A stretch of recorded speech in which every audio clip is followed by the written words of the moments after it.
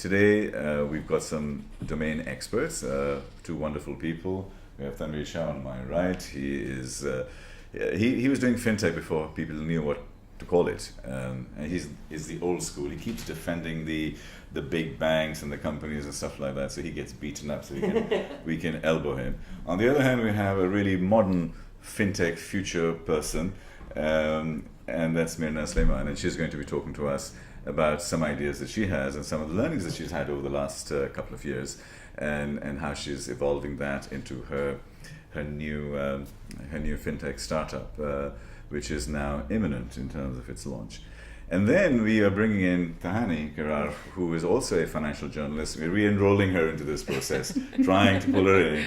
And this is part of her enrollment process and part of her, and we're going to talk to her about a lot of the things that she has done in her life. And so the idea for this particular program is over the next 10 weeks or so, we look at all aspects of fintech and how it affects us. Society needs a way to manage its money. And there have always been these houses of money, what we essentially call banks, to manage the value that I owe you, you owe me.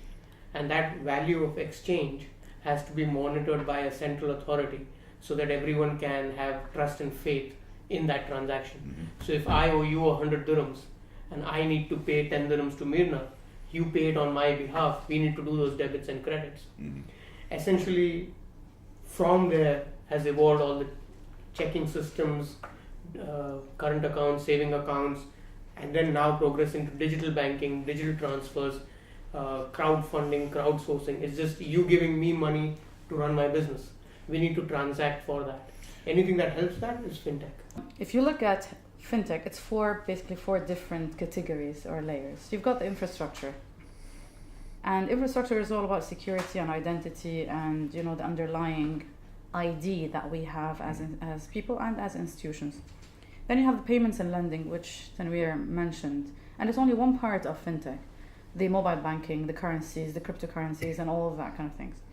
Then you have the markets, and the markets is the trading, all these things about algorithmic trading and using technology to understand, or using artificial intelligence to understand how the markets operate.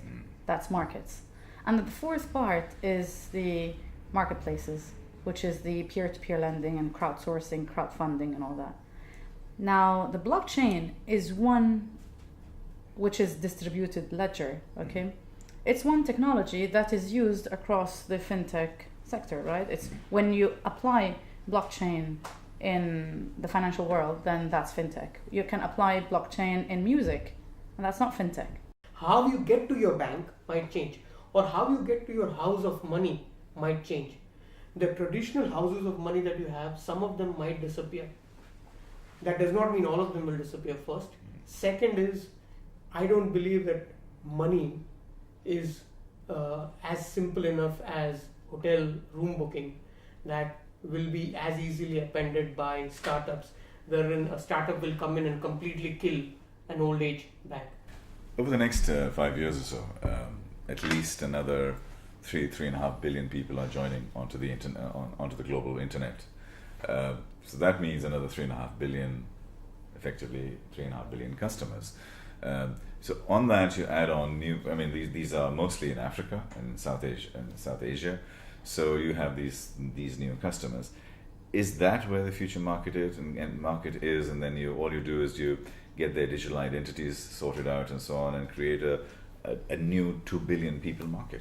Time will tell. Some fintechs will prove to be really transformative, and they will be integrated into the banking sector. They will have an impact through bringing more trust, speed, innovation, data analytics. You will understand the customer better.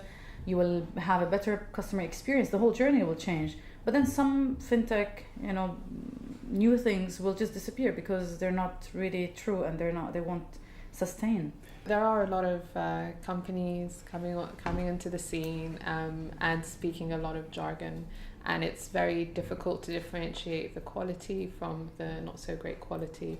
But I think that the ones that actually know what they're doing, they should be able to educate the consumer, and they should make that a priority in their business strategy to explain to the public why we need to use them and not someone else, and what their service is and what it does and what's their mission. So I would say it's up to those companies. It's their duty to inform the general public, and I would steer clear from a company that doesn't think it's important to inform the consumer. I believe the old school bankers that are currently doing it the way they're doing it will change themselves, and I don't believe that majority of the startups will be able to successfully kill any old bank, but they will definitely make life better and make money for themselves and for society by helping and augmenting old banks do a better job of managing society's wealth. I think the old banks have to sort of get on the ship, get on board, and work with these new and exciting companies. And instead of seeing them as competition, they should, embrace them, listen to what they have to say, and work with them. That's the way forward. Thank you very much. Final word from you, ma'am.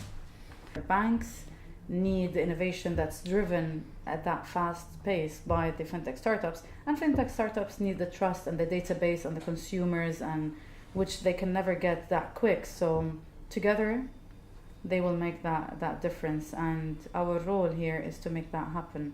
And my job is to simplify, clarify, synthesize, and make it the easiest thing in the world so we don't get confused anymore. Thank you very much. Thank you. Thank Thank you. you. Thank you. Thanks very much.